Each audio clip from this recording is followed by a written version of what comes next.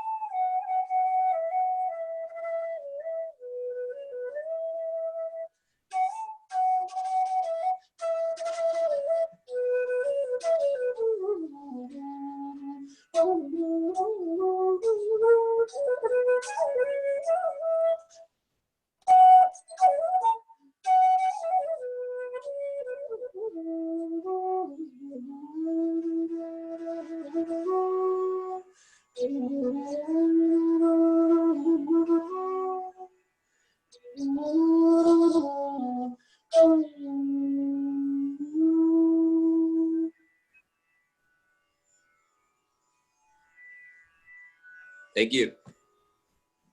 Thank you so much, Jesse. That was very soothing. Now, let me present Amy Bernstein. She is the president of Open Mind Adventures. She specializes in breakthrough coaching, developing collaborative teams and cultures, and mindfulness in action training. Her methodology liberates people from limited mindset, behaviors, and energy habits, enabling them to take exponential leap in their professional and personal development. Amy works with people and organizations in helping them develop self-mastery, build powerful partnerships, well-being, and high performance while raising their states of consciousness. Her approach is a blend of energy, principles, and practices of Aikido, psychology, meditation, and neuroscience. Amy has a long list of organizational clients and also has a private coaching and training practice. So I can keep on going, but here is Amy.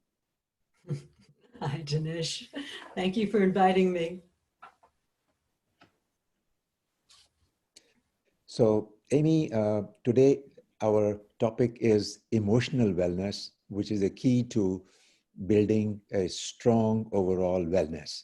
And I always say that without emotional wellness, it is very difficult to have physical wellness.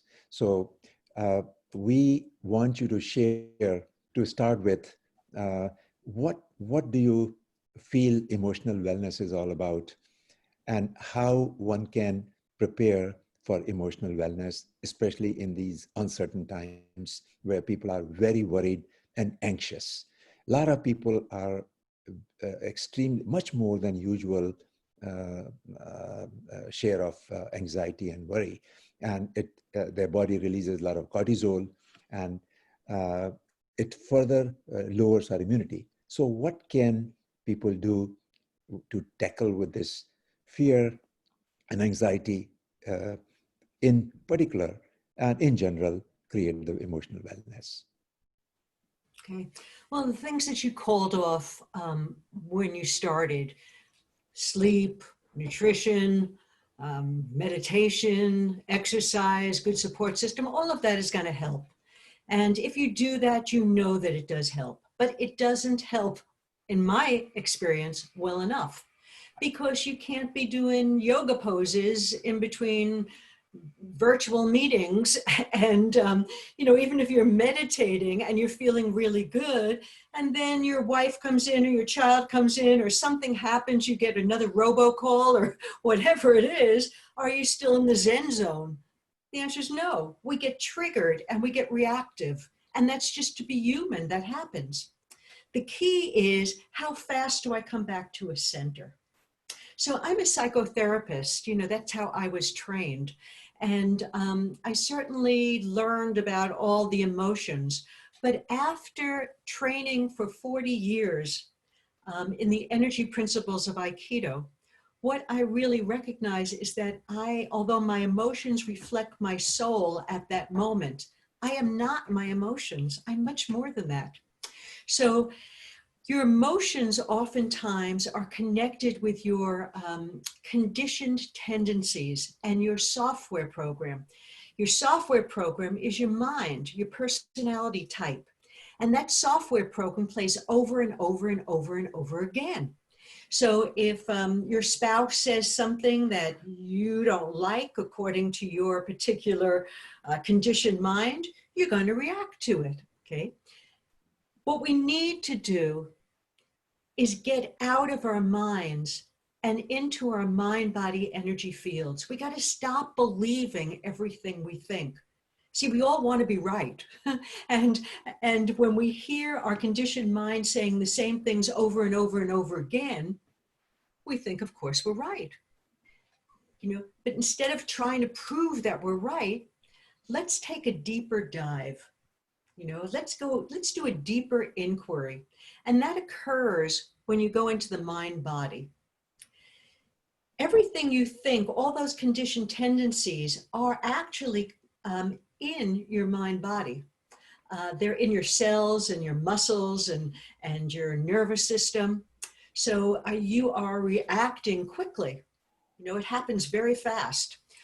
What we want to do, though, is recognize that, particularly in this pandemic, this is a time of evolutionary change. This is a time where we have an opportunity to shift into a finer dimension of ourselves, a finer version of ourselves. So the first step is to go from the mind to the mind-body energy field. When you go into the mind-body energy field, that's where perceptions are available, your emotions are available, your sensations are available, and your intuition is available. I recognize, by the way, that everything that is happening to us at this time, to me, you know, during this pandemic, is a life lesson. It's not a life sentence, you know, and that what is happening to me is for my greater good. So if an emotion comes up that grabs me, I get angry, I get scared, I get anxious, I get sad, whatever it is, okay, instead of indulging in it, yes, I need to feel it, I need to acknowledge it, but instead of indulging in it, I ask for what's deeper, what's underneath that, what is the root of it, okay? So my formula for change, skillful action, is self-awareness plus here-ness or presence, being in that moment, equals that skillful action. So on an awareness practice, you may want to take a look at, you know, if you have a pattern of depression, if you have a pattern of going into fear, right? To begin to question that, where did you learn it? And ask yourself, based on your beliefs, are they true? Most likely they're not. It's just you were taught that stuff. It doesn't mean it's true. Secondly, you need to go into your body and sense, feel how you operate. What is your norm? Okay. So if you would play with me for just a moment, right? And to sit up tall and to put your, the top of your head, the crown of your head, make it parallel to the ceiling, and close your eyes for a moment. Let them sink into their socket. And what I'd like you to do is to open your mouth just a little bit, put your tongue on the roof of your mouth. You know, imagine you have a big beard on your jaw so that you begin to relax. And imagine there is a center, something vertical, up, down, goes above your head, goes all the way down through your body into the ground. We call that center, okay? Now, from that center, I want you to sense, feel how much energy or how much attention you have going in front of you. Sensing how you're aware you are of what's in front of you. No judgments, no stories, just notice how aware you are. How far out do you radiate? Now from that center, bring your attention to the back of you. Notice how far out you radiate in the back.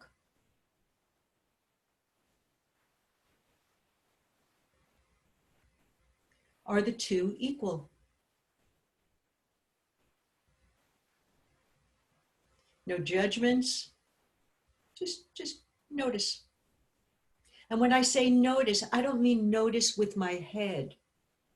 I mean experience, actually experience.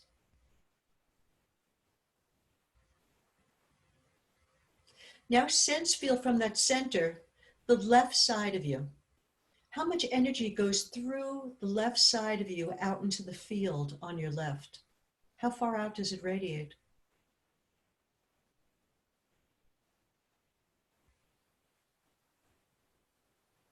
Now notice from that center, how far out does your energy radiate on the right side of you? Are they equal?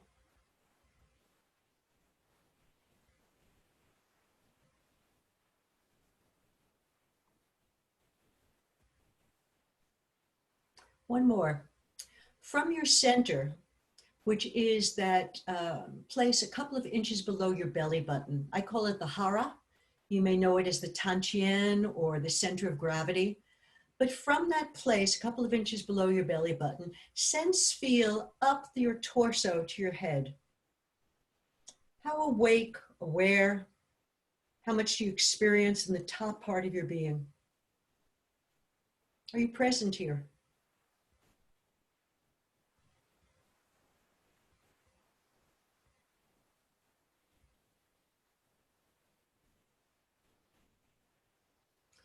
Now, from that center, notice the bottom part of your body, your legs, your ankles, your feet, your roots underneath the ground.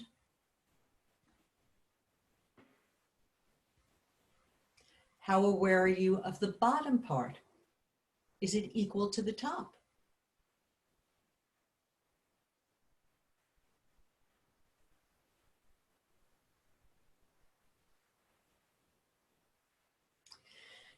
Okay, and if you would slowly open your eyes, very, very slowly, and come back into the room. If you were like most people, you probably experienced that it was not equal. You may have noticed more in the front than the back, or more in the back than the front, more on one side than the other. These are conditioned tendencies. In modern life, what we are called to do is to stay in our awareness, in our ideas. You know, modern life keeps us in our heads. We want to take that elevator down. We want to be able to be settled in the ground. So as you say, to stand on your values, to really understand what others think. Okay. So this is your starting place. Whatever imbalances you have, no problem. Everybody's got them. That's your starting place. Okay. But that offers a path to come into a deeper relationship with yourself. So the first part for me in coming into a deeper relationship with myself is to recognize that I am an energy being living in an energy world. Okay. And that there are certain universal laws that are in effect. I recognize that when there's a job or task to do, energy comes into my system to help me do the job. If I open and align to it, I experience aliveness, high performance, joy. If I close down to it, if I become small and contracted, I'm going to feel fear, anxiety, maybe get angry, maybe get depressed. Right? But my sense of well-being will go away. So when I come into my body, if I'm willing to come into my body, I'll start noticing, where am I open? Where am I closed? What are my patterns that I have in dealing with this energy? The energy that's coming into your system, we call it pressure, but it's actually the energy of change coming in to help us do whatever we need to do. Let me stop here. Am I making sense for people? Are you getting what I'm trying to say? Absolutely. And I would encourage people in the chat box. As you know, this is a very interactive and experiential program. So we would want people to put their questions and comments in the chat box that we can keep answering on the way. So Amy, I think what you said, you actually gave us a practice.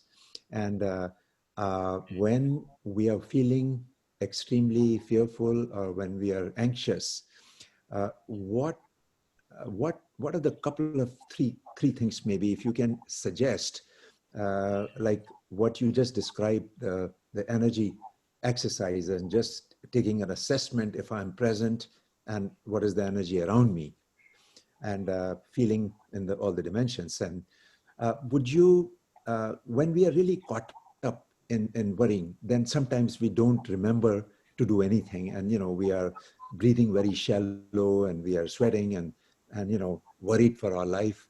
What is your recommendations? Couple of 3 practical things which people can do right away to stop that cycle and come back to their present moment or to Yeah, I mean, their, the the traditional ones is take a breath, right?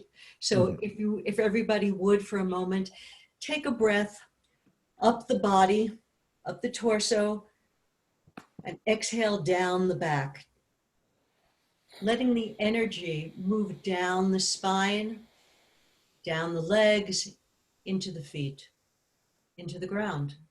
It's like, see, when we get anxious, what happens is everything comes up.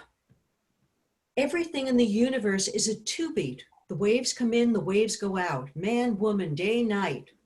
Here we get anxious and we stay there. What we forget is the second beat.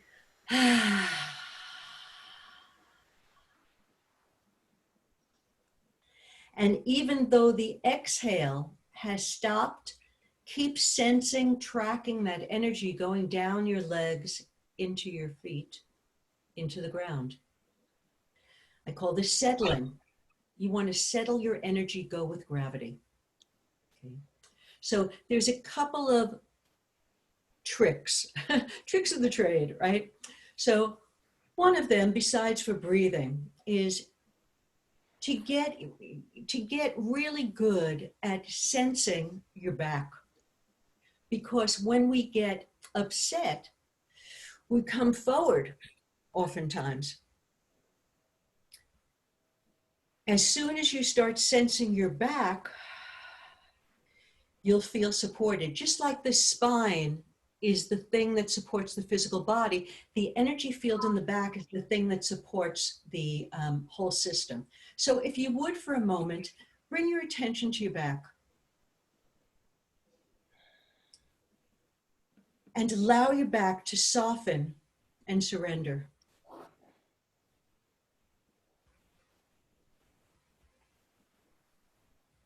Now sense, feel in back of you. What does that energy field feel like to you? Not what do you think, not what do you visualize, but what do you actually experience as you put your attention into that field?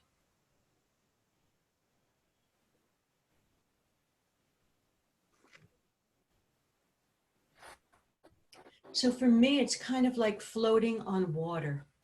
You know that feeling of floating on water where the water has you? It's supporting you, it nurtures you, it sustains you. That energy field in back does the same thing. Without it, you feel lonely, you feel unsupported, you feel scared.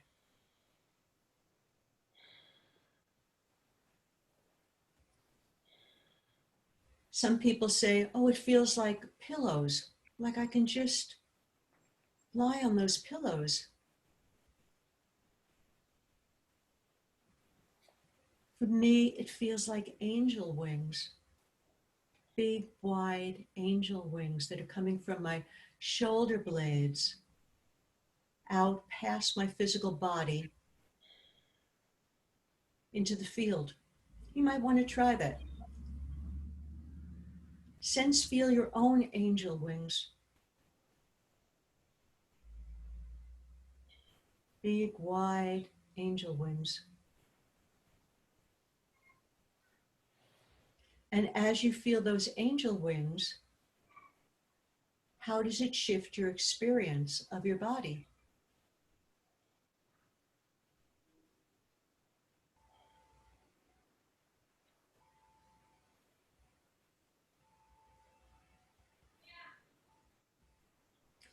Now, my experience is it makes me more spacious. I open up. I have more of a sense of this circle in back of me. I feel freer. That's my experience. What's your experience? Whatever you experience is correct. That sense of back is always there. So when you get caught in what's in front, or you get caught in your head or that upbeat, you want to take that breath, let everything settle, and then sense, feel the back of you.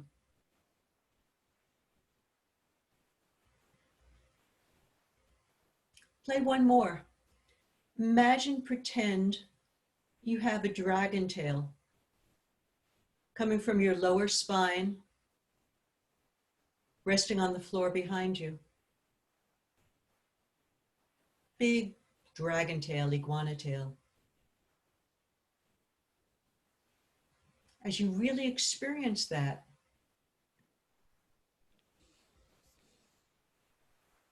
do you notice your energy beginning to settle into the chair?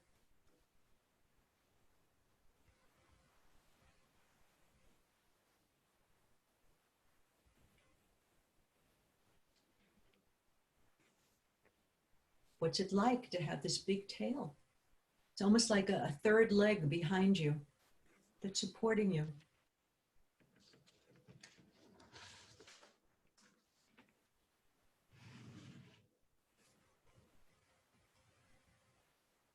Sense, feel your butt on the chair. Your thighs, the back of your thighs on the chair. Allow yourself to just sink into the chair. Nothing to hold up, just settle into the chair.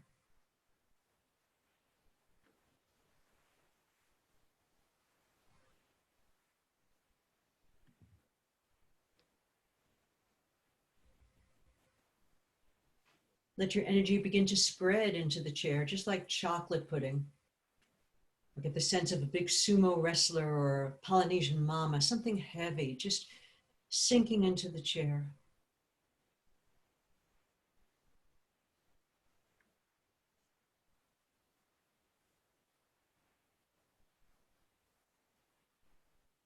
Go one more.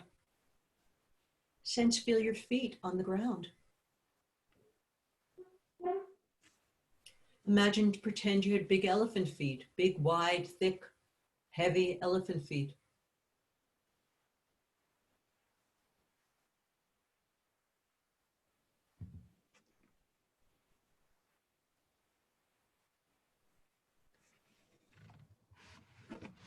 Sense, feel your toes getting longer, energetically, of course, not physically, but energetically longer.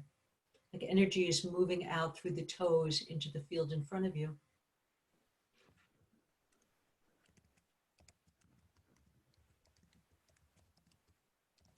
Sense, feel the underside of your feet. Your soles, your heel, your toes.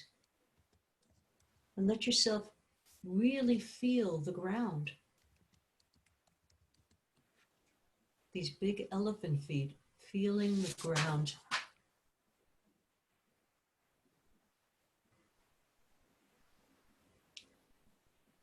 Last one, just like a tree.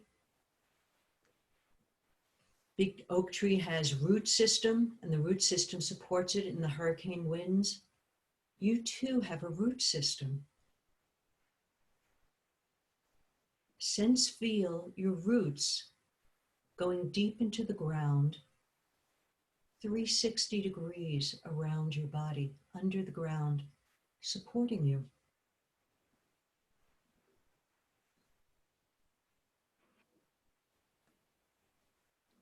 Big, wide roots, stretching out in all directions, 360 degrees around your body.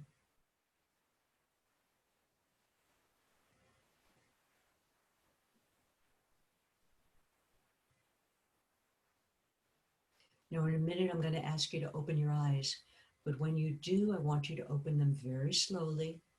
And whatever you're feeling right now, I want you to bring that sense of presence into the room with you.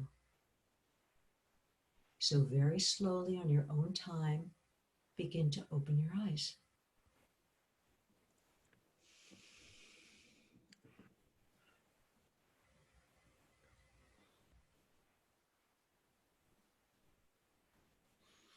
Thank you. Thank you so much, Amy, for sharing those beautiful, practical ways of getting out of that state. Now, let me Yes, go. Yeah, may I say one more thing? sure, sure. Yes.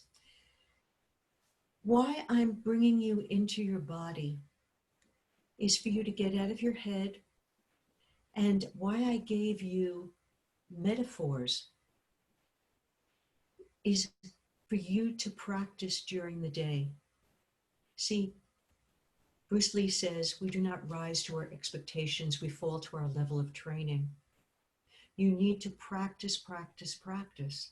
So I was working with the CEO of a construction company who was always running around and always getting nervous and feeling that buzz. And what I did with him was I said, feel your elephant feet.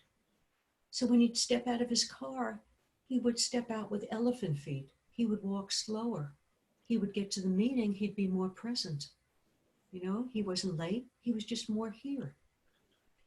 When you have an emotion, it's good to feel it, to take a look at, why am I feeling this? What's the history of that? To have some self-awareness around it. But ultimately, what you need to do is shift away from the emotion. Take that depression and put it out here. Take that anxiety and bring it there. The fear that you're feeling through the pandemic can feel like a monster. You want to embrace the monster. The monster is just energy, and it's here to help you shift into a bigger, more evolved version of yourself.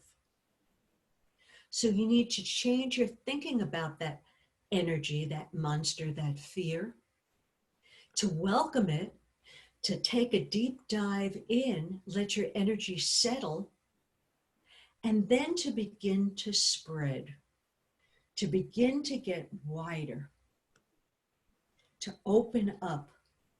Can I do one more? Are we almost done? Can I do one more little practice? Let me just have one question before you do that. Sure. And then what we will do is we'll end with your last practical practice, and then we'll open it up for people to ask questions and share their views. But before, I want to go a little more deeper. So, okay, let's say I'm over my fear, and this helped. Now, the second most important thing is in emotional wellness to understand and accept our feelings, and understand and accept other people's feeling, having collaborative relationships with your family members, with your professional colleagues, and so on. Now, what happens that people are stressed out, so it's getting difficult to maintain those relationships. At the slightest thing, it's getting difficult to accept other person and their feelings, because I'm not in my center. I'm kind of concerned or worried. So what advice would you give for people in this? How can we work on our relationships? How can we accept other people, other events in life which are beyond our control, and still maintain our emotional wellness? Yeah, you know, it's the old, you got to put your own air on before you help somebody else. You got to come back to center yourself. It's easy to point the finger at somebody else. They're emotionally out of sorts right now, okay? But that's having an effect, an energetic effect on you, whether you recognize it or not. So the first thing you want to do is come back to you, sense, feel you. Now there's something called contagion theory. You all know it. You walk into a room where everyone is negative, you feel drained. You walk into a room where people are uplifted and happy, you feel happy and uplifted, right? So you can get caught in your spouse's negativity. Don't. Come back to you, center, ground. You're going to open up your energy and you're going to radiate. You're going to be fine. That's your first job. You got to be fine. Your spouse, whether they recognize it or not, is sense feeling that energy, that wellness in you that will have an effect. Now, while your spouse is going on with whatever, don't try to have an analytic talk about why he or she is feeling that way. the person's in a reactive state, they're not going to have a good conversation with you. What you want to say is, oh, honey, yes, oh, honey. Just give them a soft place to land. Let them feel it's okay. I know you're upset. I know you're depressed. I know you're angry. I know you're scared. It's okay. I'm here. I'm here. Once your spouse, your friend, your associate, your kid, whoever it is, cools out, now you can have a conversation about what is that? You know, what made you feel so unsafe? What triggered that reaction in you? Is it true? What do you need?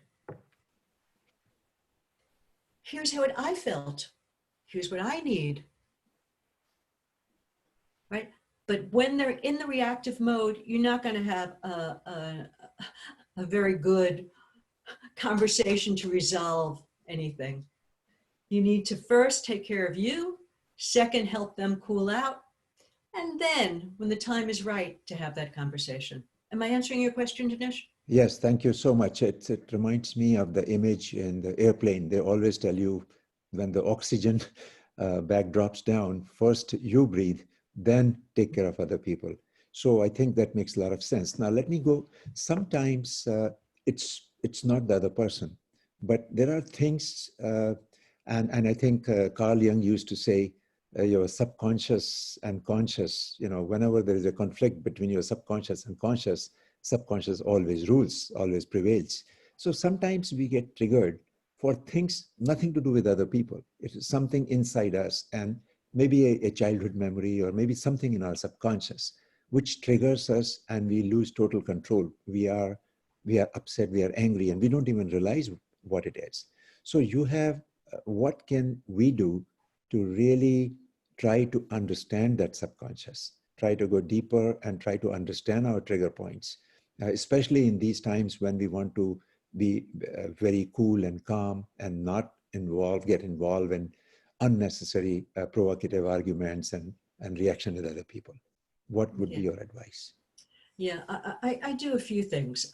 One of them is I teach the Enneagram, which is personality styles, which tells you how your subconscious is actually working, how your personality is working.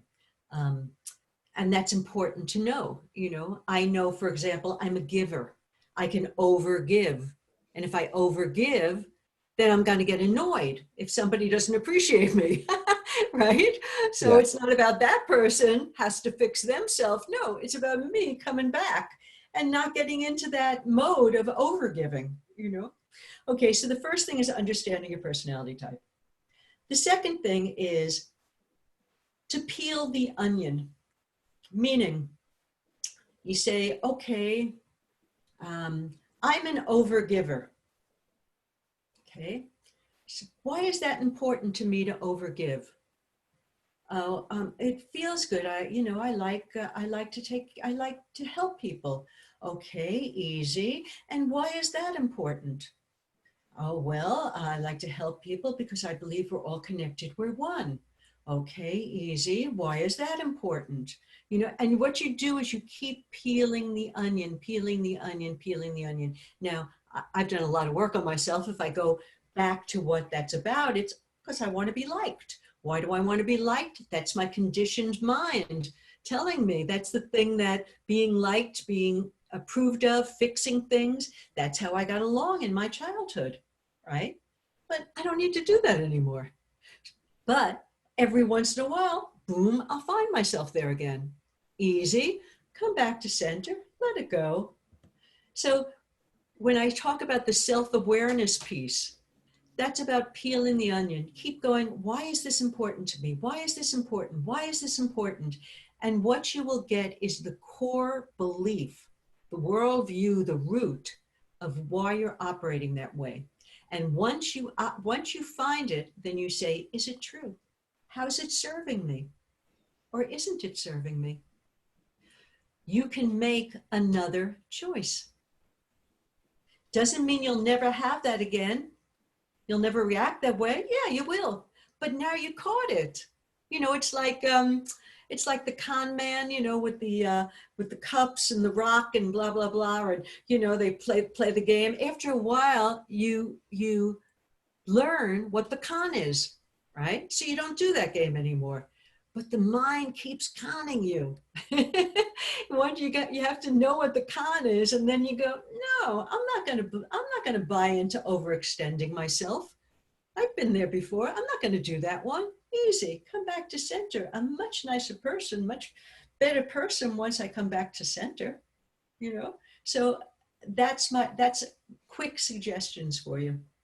Well, thank you very much. And now this program and the Wellness Support Group, we are encouraging people to learn about best practices, which I think you shared quite a few today, and also to change their habits. Now, I know that you are a personal change coach. So when people are trying to change their habits, let's say I'm able to ask these questions and get to the bottom, and I figured out my limiting belief or figured out what triggers me. Now, how do I change it? Because change is very, very difficult, and emotional, whatever emotions lies. In fact, people say it's emotional eating, especially sometimes when we are feeling lonely, we are feeling upset, we go out to our refrigerator and pull out something. Any habit which our emotions are causing, because emotionally we are feeling in a certain way, whether it's eating or procrastinating or not doing my exercise or any wellness practice which I already know, but I'm not able to do because I'm emotionally not capable. So yeah, this is the state where I'm aware, but I can't change. So that's a good question. Okay. Good question. Okay. Yeah. So the first part, yes, you get the self-awareness, but insight alone does not necessitate change, right? Right. Okay. So the second part is that presence, being in the body. But here's a universal law. When there's a lot of energy coming, here's 50 volts of energy coming. I'm operating as a 20-volt person, right? Right. So here's the exercise program that I got to do. It's a 50-volt program. I'm 20 volts. It starts coming into my system. I'm going to say, I don't want to. I'll do it later. I'm not into it today. I call it the 180-degree turn. When I was a young woman, there'd be a great guy that I wanted to date. And he asked me out and I'd be so excited. And then the day of the date, just before the evening, I'd go, oh, I don't feel like going out. I feel like just reading a book. I'm not in the mood. That's the 180-degree turn. I learned not to believe it. What I learned to do was to become a 50-volt person. Here's this 50 volts coming in. I need to become more spacious. So if you would for a moment, if I could, if you would just contract your body really, really tight, ooh, really tight, energy tight, muscles tight, everything tight. And now breathe out, radiate like the sun, 360 degrees around you, become spacious. Feel that spaciousness. That level of presence allows that 50 volts to come into my system easily. My capacity has increased. But if I'm holding myself like this, of course, when more comes into my system, I'm going to feel pressure and I'm not going to want to do it. The answer is to open and align to the incoming pressure. Thank you. Thank you so much. Now again, anyone has any questions, they can raise their hand or they can go to the chat box. And right after Amy does the last practice, we'll open up for questions. So Amy, if you want to. That actually was my last practice. I kind of stuck it in there. Right. Okay. So you have given us beautiful practices for us to practice. And I think the question people often ask me that, I am doing everything I can, but it's the other person. He is not doing or she is not doing what they're supposed to do. And I think it's easier for us to see what's wrong or the fault in others. What do you suggest? Because when I get focused on the other person, then it raises my anger, and then I begin to get upset, and pretty soon I have a conflict. So how do Yeah. I handle that when I'm feeling the other is really wrong and I'm right?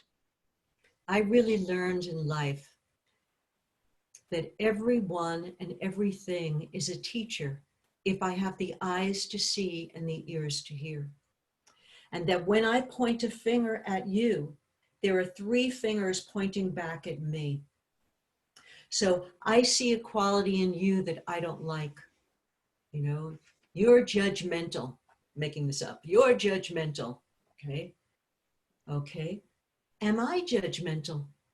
Now, maybe I'm not, you're judgmental this amount, and maybe I'm judgmental this amount, but I'm still judgmental. My learning is to take a look at my own judgments and to let them go, you know.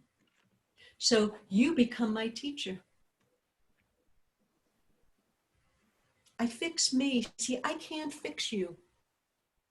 I'm a psychotherapist. And when I get clients and a coach, executive coach, if I get a client there who doesn't want to shift, there's nothing I can do about it. And I got a lot of ways to play with people. I'm pretty good at what I do, but if you don't want to, nothing I can do, but I can change me. And when I change me, it's, if you're my spouse, my daughter, my business partner, it's going to have an effect on you. So, Amy, in a way, if you recall, both of us have worked with Peter Block, who is the author of Empowerment and several books on empowerment. And I think one question, I think you just reminded me, one question that had a major impact on my life when I was with him, he asked this question that whenever you are having a conflict, ask this question: how have I contributed to the situation where I find myself in? And Right. that was a wonderful question, because then, and I think what I have learned, that it's not that other person is not at fault or the other person is not contributing to the problem. Absolutely, it takes two sometimes to contribute to a problem. But from a resolution point of view, there is not much other person can do. He's in his own space and he's got his own beliefs and his own mind. There is something I can do. And if I find that the actions I was contributing, then I can certainly change them. And by changing those actions, the whole situation will change. But it also sometimes means that you have to make some tough choices and you have to draw your boundary lines. Empowerment does not come without boundary line. But when you love someone, how do you draw those boundary lines? It's not easy. And what is your process of drawing the boundary lines and taking responsibility on your shoulders? Yeah. We all have different personalities, different ways of going about stuff. So we learn, our teachers, our parents, our religious leaders teach us to love others, right? That's a good person. We love others. We take care of others. What they don't teach us is self-love. They might have taught us narcissism, selfishness. Oh, the world is tough and we got to take care of ourselves and the heck with anybody else. But what I'm talking about is true self-love, recognizing the uniqueness of my being, that only Amy is Amy, only Dinesh is Dinesh, right? So there are times when I first have to honor me. This is my truth. Here are my boundaries. I'm not doing it to hurt anybody, but this is my truth. I am being authentic with you. That's my gift to you. You can always count on me to tell you the truth, to have integrity. You might not like it, but I don't have to take on your stuff to help you. I can stand in my own truth, and you can meet me part way. halfway. If I'm doing this and you're doing this, I'm sorry, I don't know whether you can see, but if I'm extending myself so much and you're only coming out a little bit, it's not going to work. Both partners have to be committed. You have to be able to come together to have that kind of honest conversation. Okay, yeah, that makes sense. Now, so I have now kind of understood my boundary line where I want to go, and self-love is very important because so there is a kind of a balance which I need between self-love and my love for other people. And as I'm balancing that out, I also have to be very proactive whenever I have a trigger point coming than all the practices you have shared today. So really recall them in that moment, and using those practices come back to the present moment. That will really enhance our emotional wellness and our ability to develop good relationships with all the people in our life. Now, yeah, may I just say sure, one thing? please. When we're talking about self-love, it's not my ego. Mm-hmm. When I'm talking about self-love, see, there is self, but there's also that self-extend. Oh, self-extend something bigger.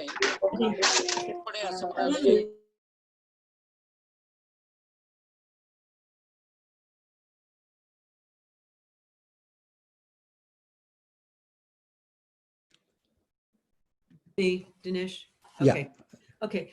The true self includes everyone because we're all this pure consciousness, right? Right, right. We all come from the same thing. So it includes that person, but I have to put my attention here first. That's why centering, grounding practices, stupid things like elephant feet and angel wings, those are the things that bring me here. When I'm here, I can create the boundaries and I can embrace the other with my energy. Well, this has been a beautiful dialogue with practices of our emotional wellness. And now there are only a few minutes left, so I would like you to give any other advice in your book, Stress Less and Achieve More. Some of the key points which you would like to share, which people can, especially in Bay Area, the stress levels are very high. And what can people do to stress less and achieve more? What are the key points that takeaways? Yeah, I would say you need to practice on the little things. You need, it's, things like when the mind comes and starts chattering, yeah, you can go cancel, make believe you're changing the channel, from the soap operas to Discovery Channel, right? That's a simple little thing you can do. But the real shifts, I'm interested in the really transforming, the real big shifts. The real big shifts for me are those things that I practice in little ways. So when I was learning this work, when I would notice that everything around me is a reminder. So for example, I would see the light pole. Oh, the light pole, up and down. Oh, I have an up and down in my own system. Can I sense, feel it? Or I'd notice the roundness of the lamp. Okay, the lamp has a roundness. Can I feel my circle around me, my own energy field around me? I just play with those things. I walk with angel wings. I walk with a dragon tail. I notice when I'm coming out of myself, I take a breath, I settle back in, I go with gravity. I mean, those are the things that made the big difference in my life. I am imprinting on my nervous system a new way of being. The other stuff for me is important, Okay, stress, go take a break, go take a shower, go listen to music. All of that is great stuff. And the things that are going to make a difference in my life, because one day I maybe won't have a shower there and I might not have the music. I can't always be dependent on things out there. My own self-mastery is right here. Everything I need is right here. You just have to practice, practice, practice. First, you have to want it. You have to really want it. Then you got to practice it. Then you have to not forget it. A life lesson. Well, thank you so much for this valuable information. I know, Amy, that you offer every Friday a meditation class or a mindfulness class, 1 o'clock your time and 10 o'clock Pacific time. Would you like, if anybody wanted to know more about your classes or the services you offer, would you like to share some information? Yeah, What do you do in those classes? Yeah, I put in the chat box my email, amy@openmindedventures.com. I'm accessible. So just contact me and I will send you the link.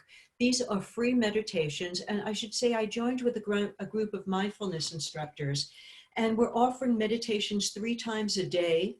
Some of them are MBSR. Some of it is mindful movement stuff like yoga stuff. Some is stuff for kids and families. And I do something on Friday at 1 o'clock, which is guided meditation, embodied meditation, just like a little bit of what I started giving you today. So it's free. Please come and join me. Tell your friends. Yes, that's great. I'd love for you to join me. The other thing is, if you're interested in learning more about this energy work, this is my book, Stress Less, Achieve More, and it's available on Amazon or Barnes & Nobles or wherever you can, any retailer. The third thing is, if anybody is interested in coaching, wants to go deeper, please contact me. And also for the women on this call, if you're interested, I'm starting a woman's mastermind and coaching group. Starts next Saturday at 4 o'clock Eastern time, just for an hour every Saturday. And the idea is to take advantage of this evolutionary shift that's going to help you shift from who you are now to become a more effective, finer version of yourself. That's what I'm interested in. So anybody who's interested, just contact me. Or if you have questions, just contact me. Amy, there is a comment that your email they're not able to see. So if you can please type your email again. And I want to thank you again for taking the time to joining us today. All the participants who are our regulars and who have joined us for the first time, we meet every Saturday at 9 o'clock Pacific time. And we are discussing wellness with Amy Bernstein today. And tune in next week for a dialogue on intellectual wellness. The purpose of the support group, as you all know, is to encourage adoption of wellness best practices. Once again, knowing is power and learning to do is superpower. So please go ahead this week, and every time you are getting angry at your spouse, or you're getting angry at your colleague, or if you are reacting, take a deep breath. And now you have several practices. I love that elephant feet, Amy. That'll go with me. So just walk with the elephant feet and take a deep breath and come back to yourself, to your present moment, to this particular moment. And then once you have control over your emotional wellness, then I think you can be in a very good relationship with others around you. So thank you all, and see you next Saturday. Thank you, Amy. Bye-bye. Thank you all. Bye-bye.